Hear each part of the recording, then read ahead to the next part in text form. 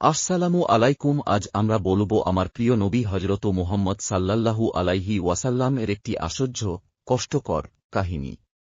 কাহিনী হল তায়েফের হযরত মুহাম্মদ সাল্লাল্লাহু আলাইহি ওয়াসাল্লাম যখন মক্কার কুরাইশদের দ্বারা অত্যাচারিত হচ্ছিলেন এবং ইসলাম প্রচার করা কঠিন হয়ে উঠেছিল, তখন তিনি তায়েফ শহরে গিয়ে ইসলামের দাওয়াত দেন। তিনি আশায় ছিলেন হয়তো ওখানে কেউ তাঁর কথা শুনবে, সহায়তা করবে। কিন্তু তায়েফবাসীরা তাঁর দাওয়াত গ্রহণ তো করেইনি, বরং তাঁকে অপমান করে শহর থেকে বের করে দেয়। ছোট ছোট ছেলেদের লেলিয়ে দেয়া হয়েছিল তাঁকে পাথর মারার জন্য। এতই পাথর মারা হয়েছিল যে তাঁর পা রক্তে ভিজে যায়, জুতা রক্তে লাল হয়ে যায়। তিনি কাঁদতে কাঁদতে এক বাগানে আশ্রয় নেন।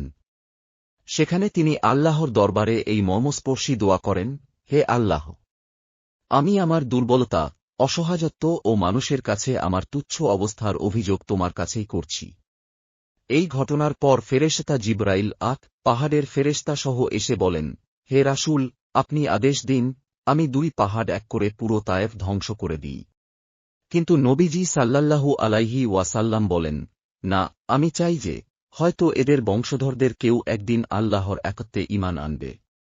এই ছিল নবীজির ধৈর্য, ক্ষমাশীলতা ও মানুষকে ভালোবাসার অসাধারণ দৃষ্টান্ত। আপনি চাইলে এমন আরও হৃদয় ছোঁয়া কাহিনী শেয়ার করতে পারি। আপনি প্রিয় নবীজির কাহিনীটি শোনার জন্য আপনাকে অনেক অনেক ধন্যবাদ।